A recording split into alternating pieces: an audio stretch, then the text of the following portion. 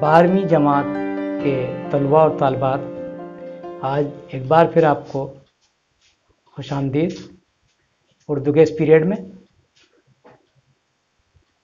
آج ہم غزلیات کی تشریح کے سلسلے کو جاری رکھتے ہوئے، اور یہ غالباً آج آخری غزل شاعر ہے غزلیات کا، آج ہم نشور واحدی کی کچھ غزلیات کی تشریح پیش کریں گے جو آپ کے نصاب میں شامل ہے۔ نشور واحدی کا اصلی نام حفیظ الرحمان تھا، نشور تخلص تھا۔ آپ کی پیدائش ضلع بلیا کے شیخوپورہ گاؤں میں 1912 میں ہوئی تھی۔ آپ نے الہ آباد سے مدرسہ مصباح العلوم سے عربی فارسی کی تعلیم حاصل کی۔ ابتدائی درجات کے استاد مولانا شفاء الصمد سے درس حاصل کیا۔ اس کے بعد نشور کانپور تشریف لے آئے اور کانپور میں مدرسہ ضیاء العلوم میں استاد کے فرائض انجام دیے۔ اس کے بعد نشور مسلم کالج، حلیم مسلم کالج میں استاد مقرر ہوئے۔ ان کی شاعری میں متعدد خصوصیات ہیں، اس کی وجہ سے نشور کی شاعری میں جہاں رنگینی اور ندرت ہے، سنجیدہ موضوعات پر بھی طبع آزمائی کی ہے۔ ان کی شاعری میں جہاں رنگینی ندرت ہے، وہیں سادگی اور سلاست اور دل نشیں انداز ہے۔ تو آج ہم ان کی کچھ غزلیات کی تشریح آپ کے سامنے پیش کرتے ہیں، سماعت فرمائیے۔ دیکھیے، پہلی غزل ہے، آپ کو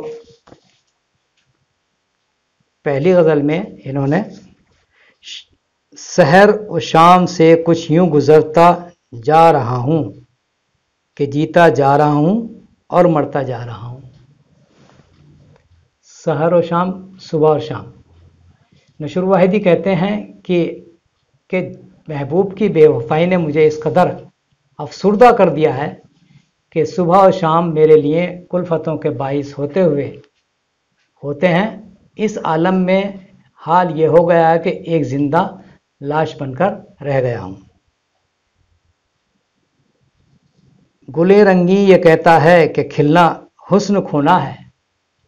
گلے رنگی یہ کہتا ہے کہ کھلنا حسن کھونا ہے، مگر غنچہ سمجھتا ہے نکھرتا جا رہا ہوں۔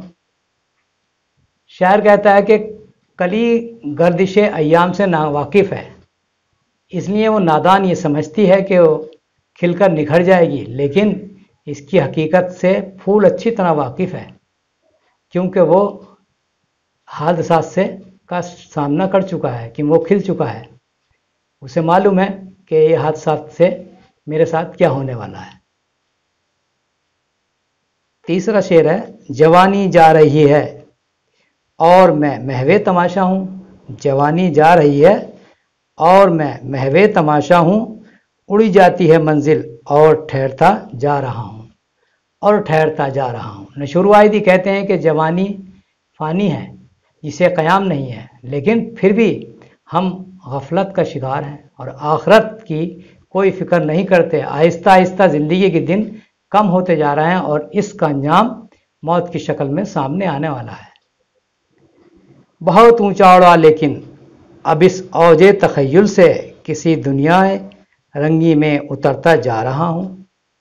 شاعر کہتا ہے کہ تخیلات کی دنیا میں نے بہت اونچی پرواز کی لیکن کچھ حاصل نہ ہو سکا۔ اب جب فکر آخرت ہوئی تو میں نے محبوب حقیقی کا دامن تھام لیا۔ اب میرے سامنے کسی دوسری دنیا کے بھید کھلتے جا رہے ہیں۔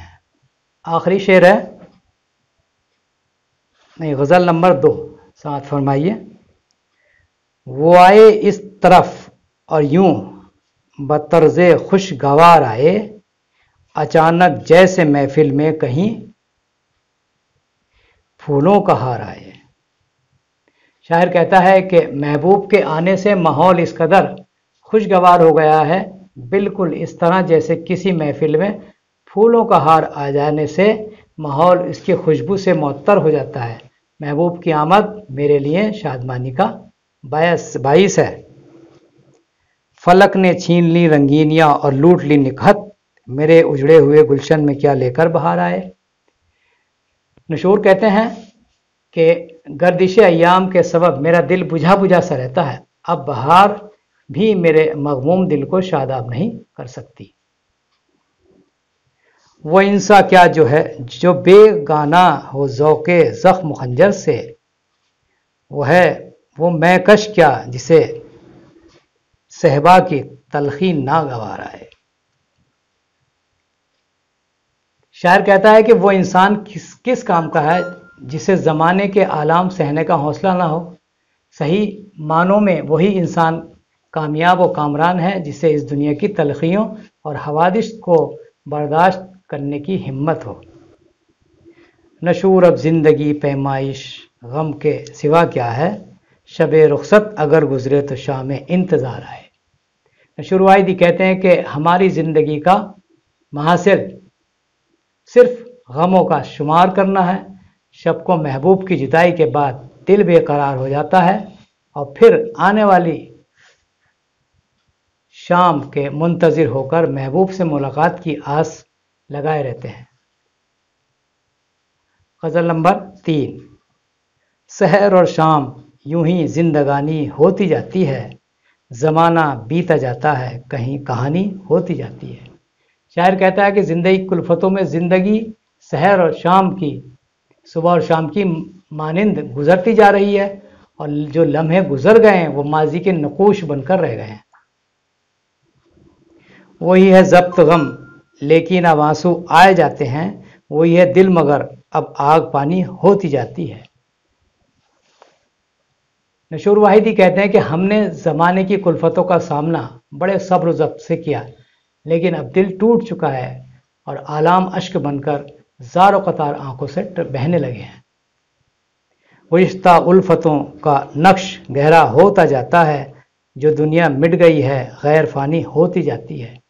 شاعر کہتا ہے کہ محبوب کے ساتھ گزرے ہوئے لمحات کے نقوش گہراتے جاتے ہیں، محبوب کی بے التفاتیاں ان کے نقوش کو صرف گہرا دیتی ہیں بلکہ تا حیات ان کو دوام بخشتی ہیں۔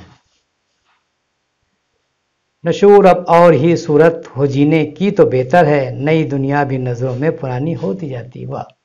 نشور واحدی کہتے ہیں کہ میں اس قدر مغموم ہوں کہ اب غموں کو سینے سے لگا کر جینا چاہتا ہوں، کیونکہ یہ غم ہی میری زندگانی کا سرمایہ ہے۔ ان کے پیش نظر ہمیں خوش و خرم لوگ بھی غمزدہ لگتے ہیں۔